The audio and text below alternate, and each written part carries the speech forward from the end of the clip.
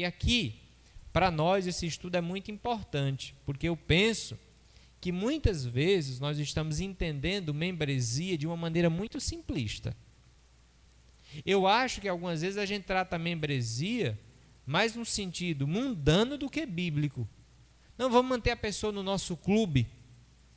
Vamos manter a pessoa aqui no nosso clube, porque é melhor ela estar aqui dentro do que ela estar lá fora. Mas quais são os critérios para alguém entrar? E quais são os critérios para alguém se manter? Não são os mesmos? Não é o mesmo evangelho? Então, por que há em muitas igrejas, em muitas comunidades da igreja, uma dificuldade, por exemplo, de retirar da membresia quem não mais processa a fé com a vida? Mesmo que com palavras, ainda o faça.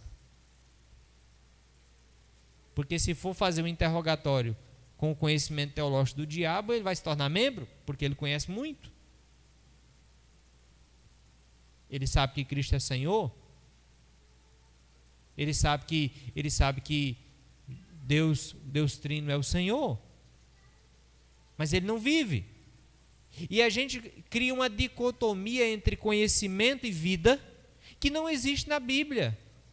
O que é um crente? É alguém que conhece o Evangelho? Isso é um crente? Um crente é alguém que tem uma experiência pessoal com Jesus. É alguém que anda com Jesus. É alguém que é norteado. Jesus é rei. E aqueles que são do reino se submetem a quem? Ao rei. Para Jesus ser rei, você tem que parar de lutar com o rei. Você tem que dizer, agora eu me rendo. Eu vou servir ao rei porque eu não tenho condição de lutar com ele. Eu vou me submeter ao rei. Então, o que é um crente? É alguém que vive uma experiência vívida com Cristo. O conhecimento produz isso, mas o conhecimento não faz de alguém um crente. Porque senão, tem várias pessoas que eu conheço e estou evangelizando que são muito crentes. Porque elas têm o conhecimento claro do evangelho.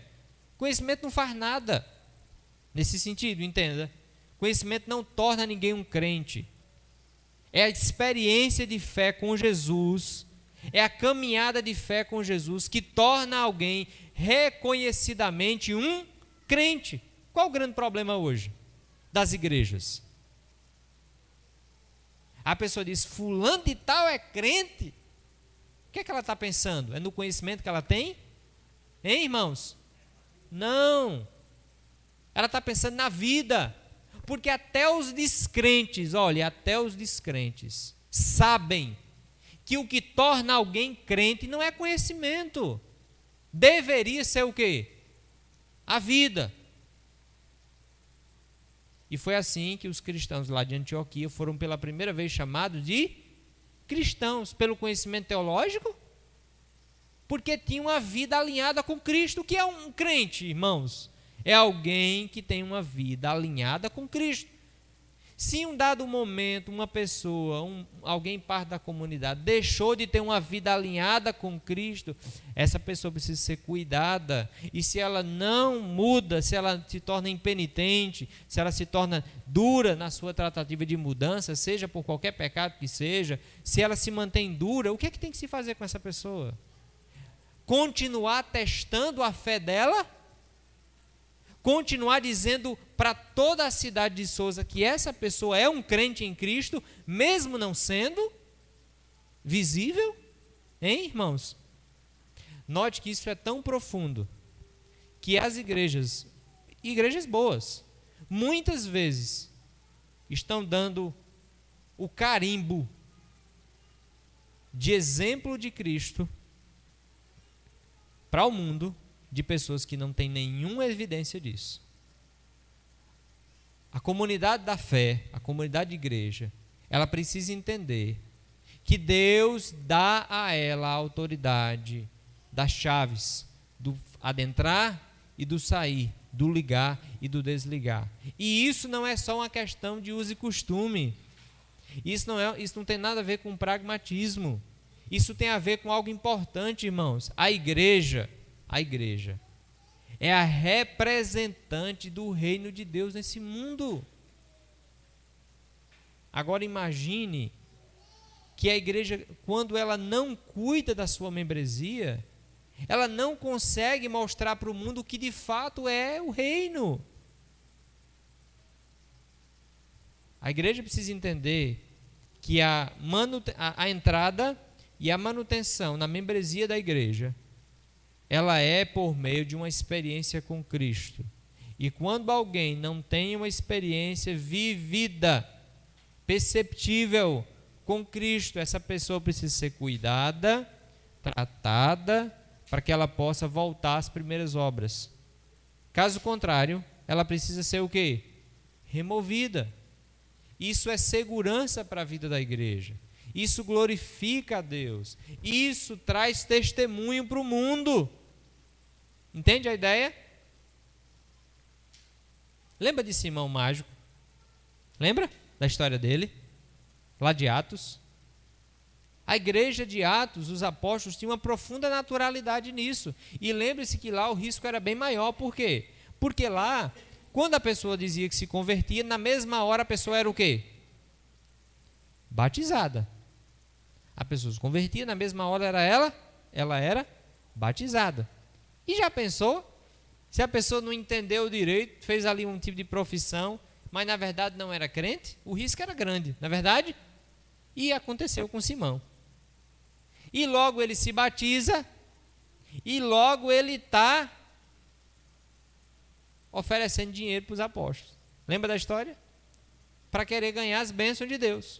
O que os apóstolos dizem para ele? Você não tem parte nenhuma aqui, você é filho do cão, filho do diabo. Vá pedir misericórdia a Deus, aqui você não tem cor nenhuma. Batizamos agora, mas já está fora, já está excluído. Sai daqui. O seu dinheiro seja com você e o cão. Sai daqui. Na mesma hora.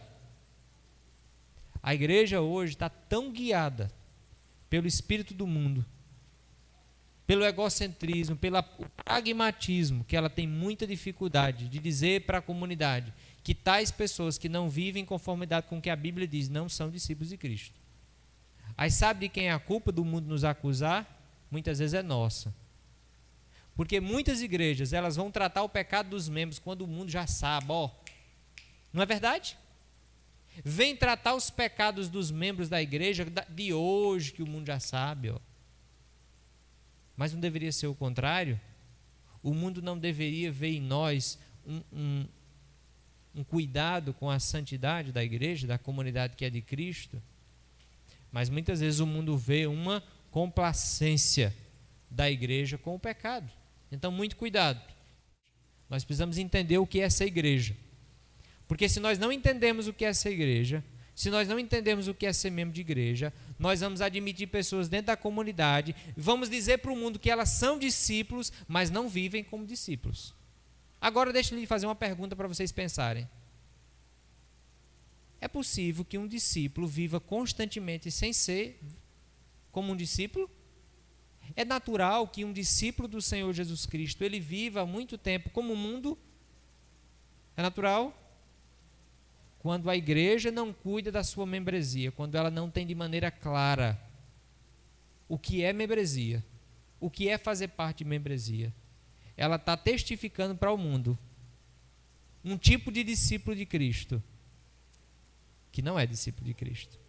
Então, muito cuidado, porque às vezes a gente evangeliza, a gente quer evangelizar, mas a gente precisa primeiro, dentro de nós, definir o que é um discípulo. Um discípulo é alguém que tem uma experiência de fé com o Senhor Jesus.